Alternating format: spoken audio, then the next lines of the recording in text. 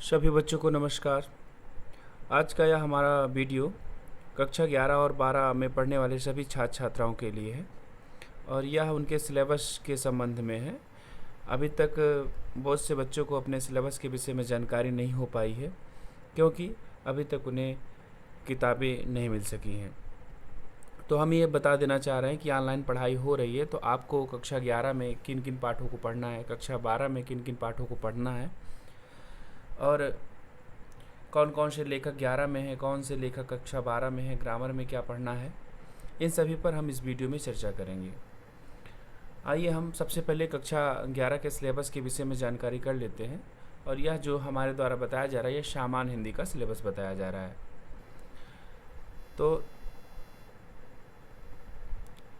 कक्षा 11 के गद्य साहित्य में आपको जो पहला चैप्टर है वो भारत वर्षोन्नति कैसे हो सकती है, और जिसके लेखक भारतेंदु हरिश्चंद्र जी हैं। इसे आपको कक्षा 11 में पढ़ना है। दूसरा चैप्टर है महाकवि माघ का प्रभात वर्णन, हजारी प्रसाद द्विवेदी जी की है। तीसरा आचरण की सभ्यता, सरदार पूर्ण सिंह का है। और चौथा अध्याय है शिक्षा का उद्देश्य, डॉक्टर संपूर्णानंद का। पांचवा अध्याय अथातो घुमक्कड़ जिज्ञासा, ये राहुल सांस्कृतायन जी का है। छठा चैप्टर है गेहूँ बनाम गुलाब, राम वृक्ष बेनीपुरी का। और सातवां, जो कि सिर्फ पढ़ना होता है, इसके विषय में लिखा नहीं जाता, लेखन कार्य इसमें नहीं होता, सड़क सुरक्षा एवं यातायात साधन।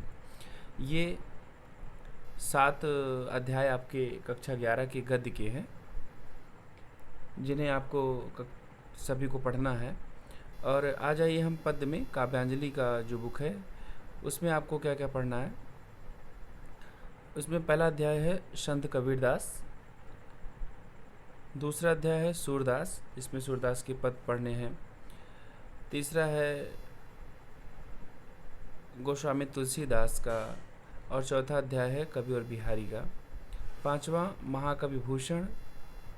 छठा भारतेंदु हरिश्चंद्र जी। और सातवां अध्याय है जगन्नाथ रत्नाकर। 7 अध्याय आपको हिंदी काव्यांजलि में कक्षा 11 में पढ़ने हैं। इसके बाद कहानी में आ जाइए, कथा भारती, जिसमें बलिदान मुंशी प्रेमचंद्र जी द्वारा लिखित है। ये कहानी आपको कक्षा 11 में पढ़नी है। आकाशदीप जयशंकर प्रसाद की कहानी है। प्रायश्चित भगवती चरण वर्मा और यशपाल, समय यशपाल की कहानी, ये कहानी आपको कक्षा 11 में पढ़नी है। नाटक में कुहासा और किरण विष्णु प्रभाकर, आन का मान हरिकृष्ण प्रेमी, गरुड़ध्वज लक्ष्मी नारायण मिश्र, सूत पुत्र डॉक्टर गंगा सहाय प्रेमी और व्यथित राजमुकुट व्यथित हृदय जी का है। इसमें से आप लोगों को गरुड़ध्वज पढ़ना होता है। ये आप जिला वाइज होता है और आपके ज़िले में गरुड़ध्वज नाटक लगा हुआ है, इसलिए आप लक्ष्मी नारायण मिश्र द्वारा लिखित गरुड़ध्वज नाटक को कक्षा 11 में पढ़ेंगे। आइए हम खंडकाव्य की ओर बढ़ते हैं। खंडकाव्य में भी आपको एक ही पढ़ना होता है। खंडकाव्य में पहला खंडकाव्य है मुक्ति यज्ञ, जिसके लेखक सुमित्रानंदन पंत जी हैं। दूसरा है सत्य की जीत, द्वारिका प्रसाद माहेश्वरी जी का है। तीसरा है रश्मि रथी, रामधारी सिंह दिनकर का। चौथा है आलोक वृत्त, गुलाब खंडेलवाल का। पांचवा है त्याग पंथी, रामेश्वर प्रसाद शुक्ल का। और आपका छठा है श्रवण कुमार, डॉक्टर शिवबालक शुक्ल का। इन सब में आपको मुक्ति यज्ञ पढ़ना है सुमित्रानंदन पंत जी का कक्षा 11 में। इसके बाद हमें हिंदी गद्य और पद्य साहित्य के विकास पर आधारित प्रश्नों को पढ़ना होता है।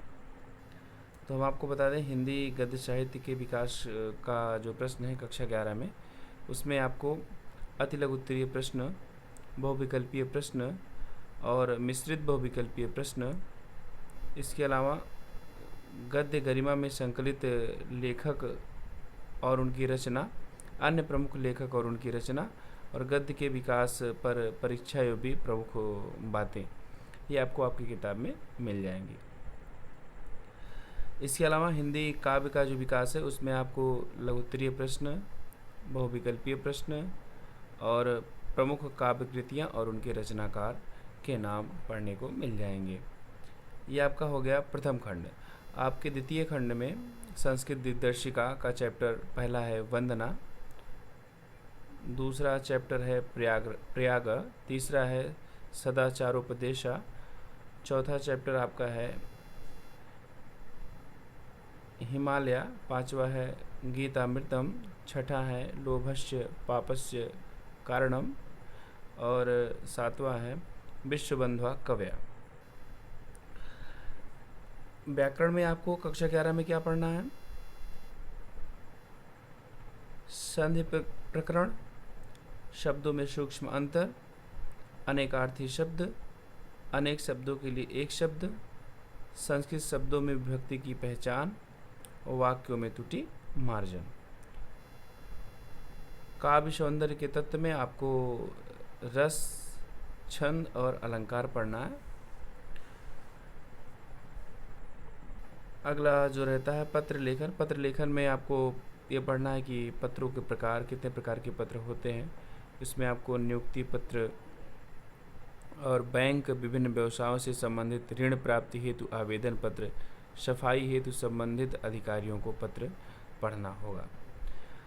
मौलिक अभिव्यक्ति निबंध में किस प्रकार के निबंध कक्षा 11 में पूछे जा सकते हैं? साहित्यिक निबंध, परिचयात्मक निबंध, राष्ट्रीय भावना परक निबंध, शैक्षिक निबंध, सामाजिक व सांस्कृतिक निबंध, समस्या परक निबंध, विज्ञान संबंधी निबंध, राजनीति संबंधी निबंध, स्वास्थ्य परक निबंध, इसके अलावा उपयोगिता परक निबंध, सूक्ति परक निबंध, कृषि संबंधी निबंध, वाणिज्य संबंधी निबंध। इतने निबंधों के विषय में आपको निबंध का जब टॉपिक पढ़ाया जाएगा तो जानकारी पूरी दी जाएगी। ये आपके कक्षा 11 के सिलेबस में पढ़ने हैं जितने चीज़ों को हमने ऊपर बताया। तो जो भी वीडियो हमारे द्वारा भेजे जाते हैं, यदि आपको आपके सिलेबस से संबंधित हो तभी आप उसको लिखिएगा। और हम इसके तुरंत बाद कक्षा 12 का भी सिलेबस बता देना चाह रहे हैं कि कक्षा 12 के सिलेबस में बच्चों को किन किन चीज़ों को पढ़ना है। जैसे कक्षा 12 का जो पहला गद्य का खंड है उसमें सबसे पहले लेखक हैं वासुदेव शरण अग्रवाल और उनकी रचना राष्ट्र का स्वरूप आपको पढ़ना है। दूसरे अध्याय में आपको कन्हैया लाल मिश्र प्रभाकर जी का रावर्ट नर्सिंग होम में पढ़ना है। तीसरे अध्याय में हजारी प्रसाद द्विवेदी कृति अशोक के फूल को पढ़ना है। और चौथा अध्याय जी सुंदर रेड्डी जी का है भाषा और आधुनिकता। पांचवा हरिशंकर प्रसाद जी का निंदा रस। और छठा डॉक्टर APJ अब्दुल कलाम का हम और हमारा आदर्श। कक्षा 12 में गद्य साहित्य में आपको पढ़ने हैं। आ जाइए पद्य साहित्य में। काव्यांजलि की बुक जो लगती है उसमें आपका जो पहला अध्याय होगा अयोध्या सिंह उपाध्याय हरिओ जी का होगा, जिनकी रचना पौंदुतिका है, उसको पढ़ना है। मैथिली शरण गुप्त जी को पढ़ना है। जयशंकर प्रसाद जी की रचना जो कमानी का अंश लिया गया है श्रद्धा, उसको आपको पढ़ना है। सुमित्रानंदन पंत जी को पढ़ना है। महादेव वर्मा जी को पढ़ना है। रामधारी सिंह दिनकर को पढ़ना है जो कि बहुत ही प्रसिद्ध रचना इनकी पुरुरवा और उर्वशी है, वह आपके पाठ्यक्रम में है। उसके बाद सच्चिदानंद हीरानंद वात्स्य अज्ञेय जी की रचना को आपको पढ़ना है। ये कक्षा 12 का काव्य का पाठ्यक्रम हुआ। आपको कहानी की ओर ले चलते हैं। कहानी में 4 कहानियाँ आपको कक्षा 12 में पढ़नी है। जैनेन्द्र कुमार जी की ध्रुव यात्रा और फणीश्वर नाथ रेणु जी की पंचलाइट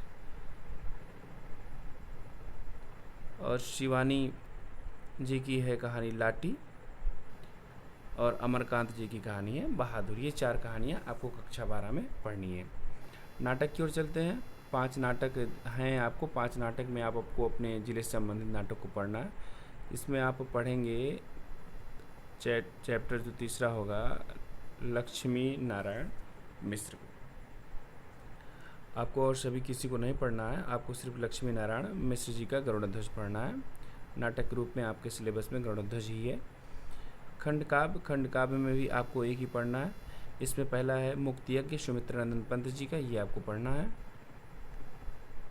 और सभी नहीं पढ़ने हैं, और सभी आपको नहीं पढ़ने। सत्य की जीति, रश्मि रथी, आलोक वृत्ति, त्याग पथी, और श्रवण कुमार इत्यादि जितने भी हैं ये खंडकाव्य भी आपको नहीं पढ़ने हैं, आपको सिर्फ पढ़ना है मुक्ति यज्ञ, जिसके राइटर सुमित्रानंदन पंत जी हैं। हिंदी गद्य साहित्य के विकास पर आधारित प्रश्नों को देखें तो अति लघु उत्तरीय प्रश्न आपको पढ़ने हैं, बहुविकल्पीय पढ़ने हैं, मिश्रित विकल्पीय पढ़ने हैं, और गद्य गरिमा में संकलित लेखक जो कि आपके पाठ्यक्रम में है उन सभी की रचनाओं को आपको पढ़ना है। अन्य प्रमुख लेखक और उनकी रचनाओं को पढ़ना है। इसके अलावा आपको परीक्षा के संबंधित जो परीक्षा उपयोगी प्रमुख बातें हैं उन सबको भी ध्यान में रखना है। हिंदी साहित्य का इतिहास का जो दूसरा खंड होता है काव्य साहित्य, उसमें आपको अति लघु उत्तरीय प्रश्न और बहुविकल्पीय प्रश्न, इसके अलावा प्रमुख काव्य कृतियाँ और उनकी रचनाओं को पढ़ना है जो कि आपके सिलेबस में होंगे या अन्य प्रमुख जितने भी काव्य लिखने वाले कवि हैं। खंड दूसरा जो कि हमारे संस्कृत और ग्रामर से संबंधित होता है, इसमें जो हमारा पहला अध्याय है भोजस्य औदार्यम, इसे आपको पढ़ना है। दूसरा अध्याय है आत्मज्ञा एवं सर्वज्ञ, इसे आपको पढ़ना है। संस्कृत भाषाया महत्वम, तीसरा अध्याय ये आपको पढ़ना है। जातक कथा, पांचवा अध्याय है सुभाष रत्नानी, छठा है महामना मालवीय, सातवां अध्याय है पंचशीला सिद्धांता। संस्कृत में आपको ये 7 अध्याय को पढ़ने हैं। व्याकरण में आपको क्या पढ़ना है? व्याकरण में आपको संधि प्रकरण पढ़ना है। शब्दों में सूक्ष्म अंतर, अनेकार्थी शब्द, अनेक शब्दों के लिए एक शब्द, संस्कृत शब्दों की विभक्ति की पहचान और वाक्यों में त्रुटि मार्जन, ये आपको व्याकरण खंड में पढ़ने हैं। काव्य सौंदर्य के तत्व में आपको रस छंद अलंकार पढ़ना है। इसके अलावा पत्र लेखन में पत्रों के प्रकार या भेद, अच्छे पत्र के गुण, नियुक्ति आवेदन पत्र, बैंक विभिन्न व्यवसायों से संबंधित ऋण प्राप्ति हेतु आवेदन पत्र एवं सफाई से संबंधित अपने अधिकारियों को आवेदन पत्र या प्रार्थना पत्र को पढ़ना है। आप ग्रामर में जो हिंदी का हम बता रहे हैं, इसमें संस्कृत का ग्रामर आपको आपके संस्कृत के पाठ्यक्रम जब आप बुक लेंगे उसमें मिल जाएगा, क्योंकि उसमें आपको धातु रूप, शब्द रूप इत्यादि पढ़ना है।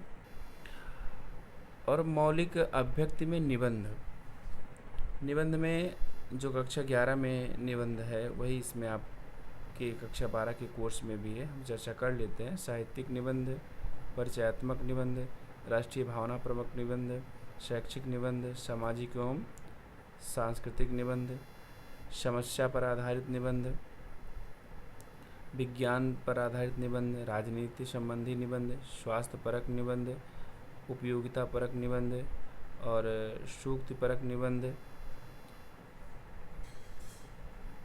कृषि के संबंध में निबंध और वाणिज्य संबंधी निबंध, ये निबंध कक्षा 12 के कोर्स में। तो जैसे बच्चों मैंने आपको ये कक्षा 11 और 12 दोनों कक्षाओं का अलग अलग पाठ्यक्रम बता दिया है। अब यदि हमारे द्वारा वीडियो भेजा जाता है तो आप अपने सिलेबस के अनुसार ये जान लीजिएगा कि हमको यह वीडियो देखना है कि नहीं देखना है, और वीडियो में जो चीज़ बताई जा रही है उसको लिखना है कि नहीं लिखना है। यदि आपके कोर्स से संबंधित होता है तो आप उसे अपने उत्तर पुस्तिका में लिख लीजिए, अन्यथा आप ना लिखिए, क्योंकि आपको दूसरे का कोर्स या कक्षा 11 वालों को कक्षा 12 के कोर्स लिखने की कोई आवश्यकता नहीं है। जी, आप सभी का बहुत बहुत धन्यवाद। आप पढ़ाई अपने कोर्स के हिसाब से ही करेंगे।